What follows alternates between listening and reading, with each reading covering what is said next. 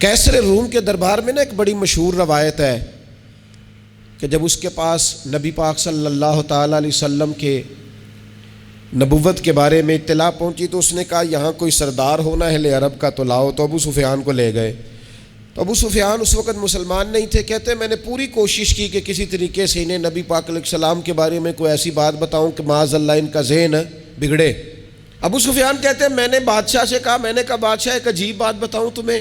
بتاؤ۔ کہنے لگے انہوں نے ایک عجیب دعویٰ کیا ہے کہ میں رات کے تھوڑے سے حصے میں مسجد حرام سے مسجد اقصیٰ گیا ہوں، پھر ساتوں آسمانوں ساتوں زمینوں لو کرسی اور سب کو دیکھ آیا ہوں۔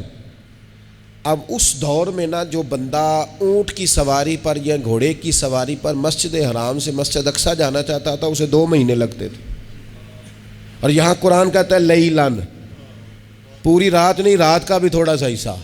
تو آپ یہ بات مانتے؟ وہ کیسر روم چپ کر گیا، بات بڑی مشکل تھی کہ رات کے تھوڑے سے حصے میں مسجد اقصیٰ جانا آنا یہی بڑا مشکل تھا، اور پھر آگے کی بات تو ویسے ہی وراء الورا ہے۔ وہ ابھی چپ کیا ہی تھا کہ اس کے پیچھے ایک راہب بیٹھا تھا، عبادت گزار جو مسجد اقصیٰ میں عبادت کرتا تھا۔ وہ کہنے لگا بادشاہ ٹھہر جا، مجھے ایک بات یاد آئی ہے۔ کہا جناب سنائیے۔ تو وہ کہنے لگا ایک رات میں رات کو مسجد اقصیٰ کے سارے دروازے بند کر رہا تھا، مین گیٹ میں بند کرنے لگا تو مجھ سے بند نہیں ہو رہا تھا، میں نے بڑی کوشش کی لیکن بند ہی نہیں ہوتا تھا، اور بھی باقی لوگوں کو بلایا، جدوجہد کی، بند نہیں ہوتا تھا۔ پھر میں نے بڑھائی کو بلایا، مستریوں کو بلایا، میں نے کہا یہ کیا ہو گیا ہے؟ تو وہ کہنے لگے چھت تھوڑی نیچے آ گئی ہے، دروازہ دب گیا ہے، اس وقت کچھ نہیں ہو سکتا۔ کہتے میں دروازہ کھلا چھوڑ کے چلا گیا، لیکن جب میں صبح آیا تو خوشبو ایسی انوکھی تھی کہ وہ دل اور دماغ کو معطر کرتی چلی جا رہی تھی۔ رنگ ڈھنگ دو، تھوڑی دیر ہوئی ایک آیا کالیاں زلفاں والا، تھوڑی دیر ہوئی ایک آیا کالیاں زلفاں والا، ایویں 2 گھڑیاں میرے من وچ رکیا ہے۔ تھوڑی دیر ہوئی ایک آیا کالیاں زلفاں والا، ایویں 2 گھڑیاں میرے من وچ رکیا ہے، ایویں 2 گھڑیاں میرے من وچ رکیا ہے تے کر گیا نور اجالا، نیرا اجالا نہیں، نور اجالا۔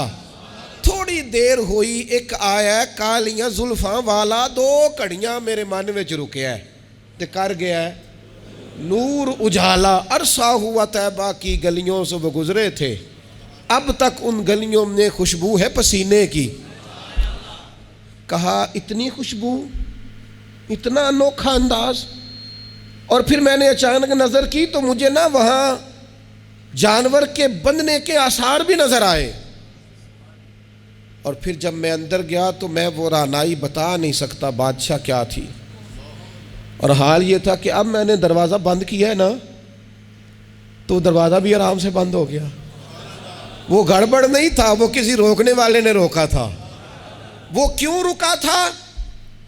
ہمارے صوفیاء کہتے ہیں آپ کو پتہ ہے کہ 18,000 سال کا سفر نبی پاک علیہ السلام نے طے کیا، لیکن جب حضور تشریف لے گئے تو پانی چل رہا تھا تو چلتا رہا، کنڈی ہل رہی تھی تو ہلتی رہی، بستر گرم تھا تو گرم رہا، اور کائنات ساری کی ساری رک بھلا کیوں گئی؟ وہ کہتے اس لیے کہ نبی پاک جان ہے اس کائنات کی، اور جب جان نکل گئی تو دنیا کا نظام رک گیا، اور جب جان اور روح واپس آئی تو پھر نظام دوبارہ سے چلنے لگا۔ اعلیٰ حضرت فاضل بریلوی کہتے ہیں جان ہے وہ جہان کی، اور اگلی بات اس سے بھی نرالی ہے، کہتے ہیں جان ہے وہ، آج جہان ہے اس کا مطلب ہے جان بھی ہے، تو زندہ ہے واللہ تو زندہ ہے۔